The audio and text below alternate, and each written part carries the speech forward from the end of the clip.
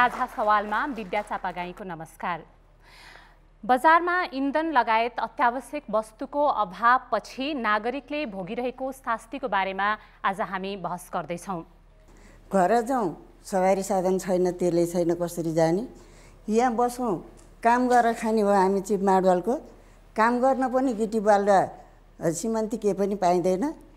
अब कामै नभएपछि खाने कहाँ, बस्ने कहाँ, जाने कहाँ?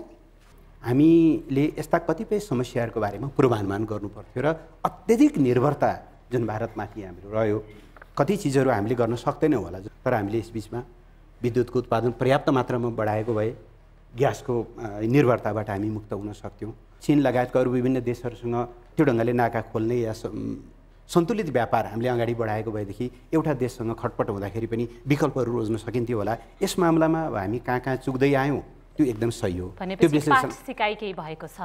अवश्य पनि। यो त असाध्यै गम्भीर पाठ हो। यस्तो पाठ हो, नेपाल एउटा देशको रूपमा, एउटा सार्वभौम देशको रूपमा अस्तित्वमा रहन सक्छ कि सक्दैन भन्ने तहसम्मको पाठ हो। खेमदेवी जस्तै घर जाने चिन्ता भएको सहभागीहरू कतिजना हुनुहुन्छ? सूर्यजी, हेर्नुहोस् त, यहाँ भएका धेरै सहभागीहरूमध्ये आधा जतिलाई नै भनौँ न घर कसरी जाने भन्ने खालको चिन्ता छ। अब उहाँहरूलाई घर पठाउने जिम्मा सरकारले लिन सक्छ? त्यसका लागि चाहिने अहिले सरकारी सवारी साधनमा पनि इन्धन कटौती गरिएको छ, बन्दै गरिन्छ। अब करिब करिब प्राइभेटमा पनि अहिले हामीले बन्द गर्ने प्रयास गरिरहेका छौँ।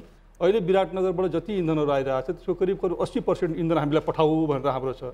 र हाम्रो एउटै मात्रै चाहिने अब प्रयास के छ भन्दाखेरि खास गरेर पब्लिक बसेसहरूलाई हामीले कमसेकम यहाँबाट इन्धन हालेर गन्तव्यसम्म पठाउन सक्ने अवस्था बनाउन सकौँ, होइन, ताकि चाहिने जनताले आफ्नो यो दसैँ तिहारको बेलामा आफ्नो घरसम्म जान सकोस्। हजुर, म फेरि सहभागीहरू कहाँ पुग्न चाहन्छु। दालको भाउ तपाईँको 50 रुपियाँ किलो बढ्दाखेरि, नुनको भाउ, चामलको भाउ, तपाईँको चाहिँ तेलको भाउ 50 रुपियाँ बढ्दा त्यो कालो बजारीहरूलाई तपाईँको चाहिँ आपूर्तिबाट किन कारबाही भएन?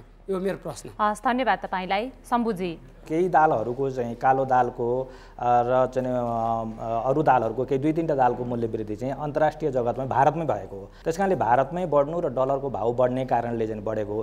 जस्तै अब चनाको दालको भाउ बढेको छ, त्यति बढेको छैन। राजमाको ठिकै छ भनेपछि हामीले उपभोग शैली पनि केही परिवर्तन गर्नु पर्यो भने दालबाट पाउने तत्त्व त्यही नै हो।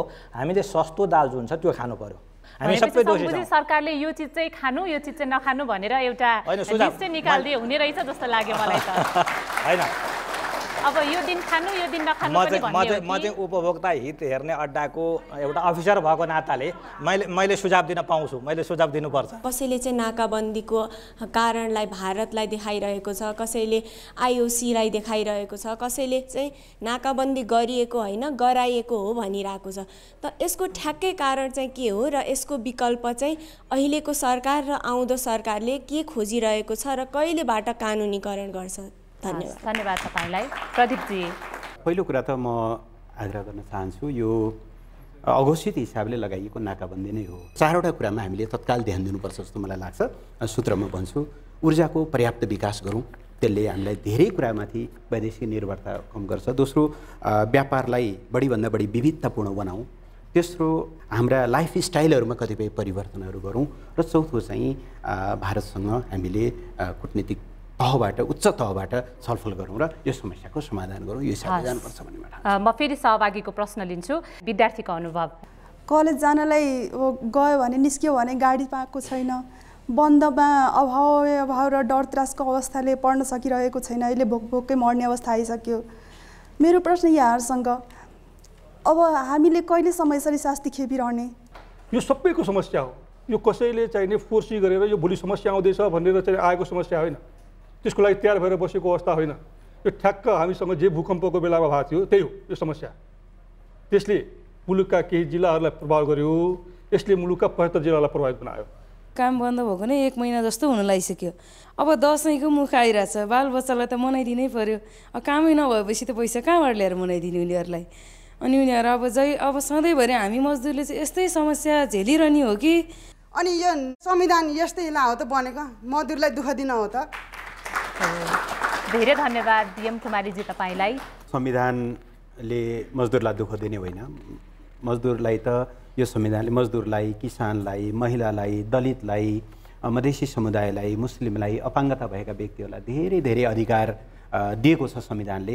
यद्यपि संविधानको व्यवहारमा प्रयोग नहुन्जेलसम्म हामीले पाएका अधिकारहरू हामीले व्यवहारमा भोग्न पाउँदैनौँ। पहिलो कुरा, हाम्रो नेपाल आयल निगमसँग जुन मौदात हो त्यो मौदात राख्ने क्षमता खासै धेरै छैन। त्यो दिन चाहिँ मैले बताइनँ। अहिले डिजेलको केही बढी छ, पेट्रोलको केही त्योभन्दा कम छ। मौदात कम राख्ने अवस्था एउटा हाम्रो क्षमता त्यस्तो छ। हामीले प्लान गर्न सकेनौँ, त्यसमा अब हामी दोषी, सबै दोषी छौँ। गतिलो भण्डारण व्यवस्था त कम्तीमा गर्न सकिन्थ्यो होला नि, त्यो चाहिँ किन गर्न नसकेको? होइन, गर्न सकिन्छ। धेरै कमजोरी छ। अब कमजोरी कस्तो छ भने एउटा ट्याङ्क चाहिँ तपाईँको चाहिँ मट्टितेलको ट्याङ्क छ, त्यसलाई हामीले पेट्रोलमा कन्भर्ट पनि गरेका छैनौँ। गर्ने कुरा गरिएको हो। हामीसँग भएको मट्टितेलको ट्याङ्कलाई पेट्रोलमा कन्भर्ट पनि नगरिकन राखेको अवस्था छ कि। त्यस कारण हामी त वास्तवमा कामै गरेका छैनौँ। त्यो कुरा अब सबैलाई अहिले यत्रो पीडा भयो नि त। यो पीडाबाट अब हामी सबैले सिक्नुपर्छ। म आजको कार्यक्रम चाहिँ यहीँ टुङ्ग्याउन चाहन्छु। तपाईँ सहभागी दर्शक अनि श्रोता सबैलाई धेरै धन्यवाद। कार्यक्रमबाट आजका लागि हामी सबैलाई बिदा दिनुहोस्। नमस्कार।